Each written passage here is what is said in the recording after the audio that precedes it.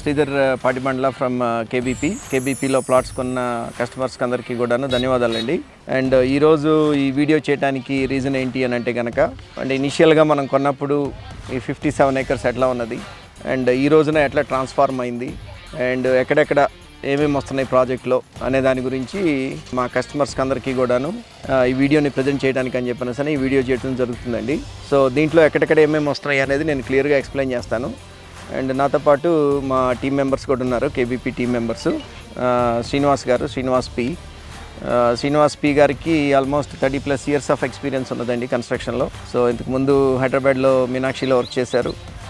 తర్వాత last 10 years to 15 years నుంచి మాతో అసోసియేట్ అయి ఉన్నారు. Not only vertical constructions and ఇట్లా ప్లాటింగ్ డెవలప్మెంటే కాకుండా తను నేషనల్ హైవే ప్రాజెక్ట్స్ ఓవర్సీ చేశారు, పవర్ ప్లాంట్స్ ఓవర్సీ చేశారు.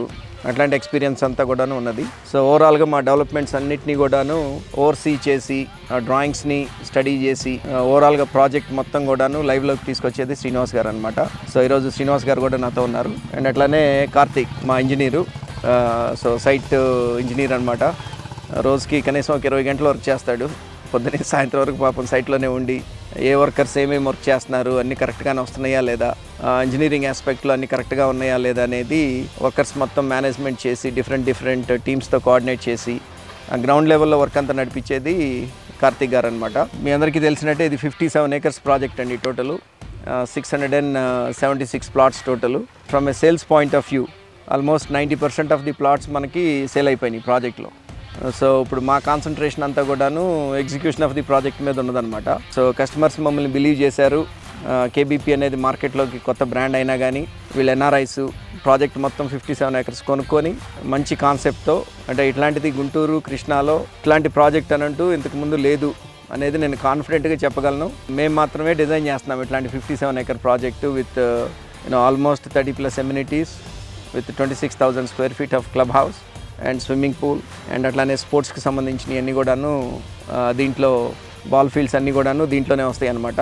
సో దట్ ఏమవుతుంది అని అంటే it's kind of like an integrated community మనం బిల్డ్ చేసేది. ఇంటిగ్రేటెడ్ కమ్యూనిటీ అని అంటే జాబ్ చేసుకోవడానికి లేకపోతే హాస్పిటల్కి వెళ్ళడానికి లేకపోతే ఇంకోటి దానికి బయటికి వెళ్ళాలి కానీ, బట్ డే టు డే యాక్టివిటీస్కి మీరు కమ్యూనిటీలో నుంచి బయటికి వెళ్ళే పరిస్థితి ఉండదు. కమ్యూనిటీలోనే మీకు అన్నీ కూడాను ఉంటాయి. అంటే జిమ్ అనండి, వాకింగ్ అనండి, మంచి ల్యాండ్స్కేప్ అనండి, లేకపోతే క్లబ్ హౌస్ అనండి, ఇట్లాంటివన్నీ కూడాను మనం ఇక్కడే ఇస్తున్నాం అనమాట. ఇప్పుడు ఈ డిజైన్ ఆస్పెక్ట్స్ గురించి నేను మా టీం మెంబర్స్ని కొన్ని పాయింట్స్ రాసుకొని అడగటం జరుగుతుంది. అండ్ వాళ్ళు ఇంకా డీటెయిల్డ్గా వాళ్ళు మెన్షన్ చేస్తారు ఇవన్నీ కూడాను. సో ఫస్ట్ బేసిక్గా ఏంటి అని అంటే కనుక మనకి ఈ ప్రాజెక్ట్లో ఏదో జస్ట్ లోకల్ మేస్త్రులకి ఇచ్చేసి లేకపోతే ఒక వర్క్నంతా కూడా అవుట్సోర్స్ చేసేసి అట్లా కాకుండా మనం ప్రాపర్గా కన్సల్టెంట్స్ని అపాయింట్ చేసుకున్నాం ప్రాజెక్ట్లో.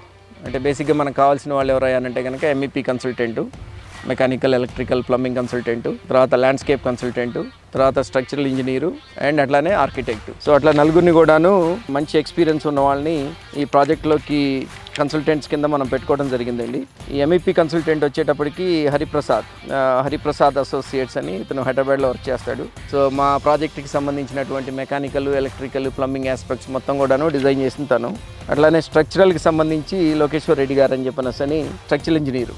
అంటే స్ట్రక్చరల్ ఇంజనీర్ అని అంటే ఇప్పుడు మనం కాంపౌండ్ వాల్స్ కడుతున్నాము, లేకపోతే ఓవర్ హెడ్ ట్యాంక్స్ కడుతున్నాము, దానికి స్ట్రెంగ్త్ ఏంటి, సాయిల్ టెస్ట్ ఏంటి, ఏదో మేము జస్ట్ లోకల్ మేస్త్రులకి చేసి కట్టించకుండా అన్నీ కూడాను ప్రాపర్ టెస్టింగ్ ఆస్పెక్ట్స్ అన్నీ కూడాను మనం తీసుకొని దాని ప్రకారం స్ట్రక్చరల్ ఇంజనీర్ సజెషన్స్ తీసుకొని దాని ప్రకారం స్ట్రెంగ్త్ బిల్డ్ చేసి చేయడం జరుగుతుంది.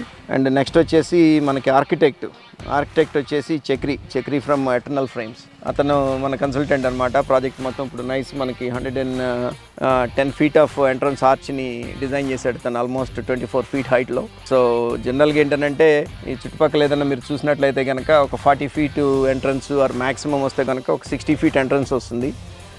వీఆర్ ఫార్చునేట్ అండ్ మనకి ల్యాండ్ కూడాను the shape that we got, దాంతో ఏమైందంటే మనం ఒక 110 feet ఎంట్రన్స్ ఆర్చ్ ఇవ్వడం జరిగింది దీంట్లో.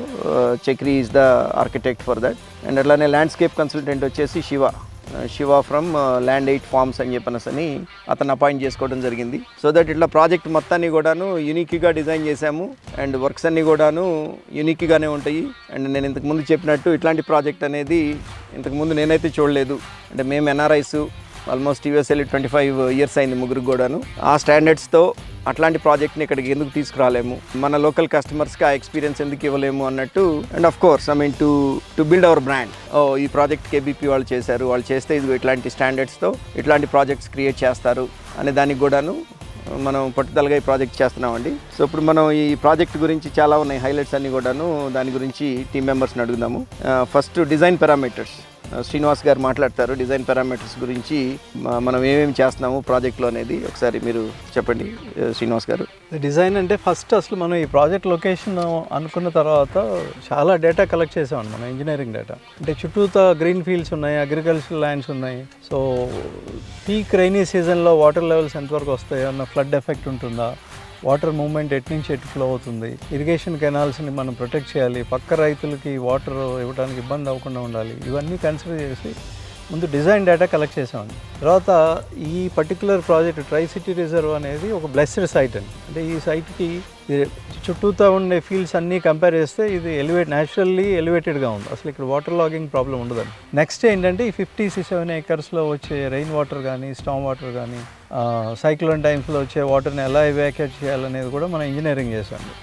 దెన్ స్లోప్స్ ఎటువైపు తీసుకోవాలి, వాటర్ ఎటు మూవ్ అవ్వాలి, దానికి సంబంధించిన డిజైన్ అంతా చేసి దెన్ మనం ఇంకా ప్లాటెడ్ ఏరియాని కూడా ఫిల్ చేసేద్దాం. అంటే ప్రమోటర్స్ బేసిక్గా శ్రీధర్ గారు, రామ్ గారు, సురేష్ గారు కాస్ట్ పరంగా ఫ్రీ హ్యాండ్ ఇచ్చారండి. అంటే మనం ఓన్లీ కాస్ట్ కన్సర్న్గా వెళ్ళొద్దు, మీరు స్పెండ్ చేయండి, ప్రాజెక్ట్ బాగా రావాలని ఫ్రీ హ్యాండ్ ఇవ్వటం వల్ల మనం కొంత లెవరేజ్ తీసుకుని ప్లాట్స్ అన్నీ ఫిల్ చేసాము. రోడ్స్ కూడా ప్రాపర్గా డిజైన్ చేసామండి. అంటే ఆల్మోస్ట్ 3 to 5 feet ఫిల్ చేసామండి మనం రోడ్స్. చేసిన తర్వాత దాని మీద వెట్ మిక్స్, సీసీ రోడ్స్కి బేసు, సబ్ బేసు అన్నీ అంటాం కదా, అవన్నీ ప్రాపర్గా డిజైన్ చేసి చేస్తున్నామండి. తర్వాత సీసీ రోడ్స్లో కూడా మనం కాంక్రీట్ M25 వేస్తున్నామండి. M25 వేసి దాంట్లో జీజీపీఎస్ అని ఇప్పుడు కొత్త టెక్నాలజీ వచ్చింది కదా, జీజీపీఎస్ మిక్స్ చేసి క్రాక్స్ అయ్యి రాకుండా ఆ ప్రికాషన్స్ అన్నీ తీసుకుని చేస్తామండి.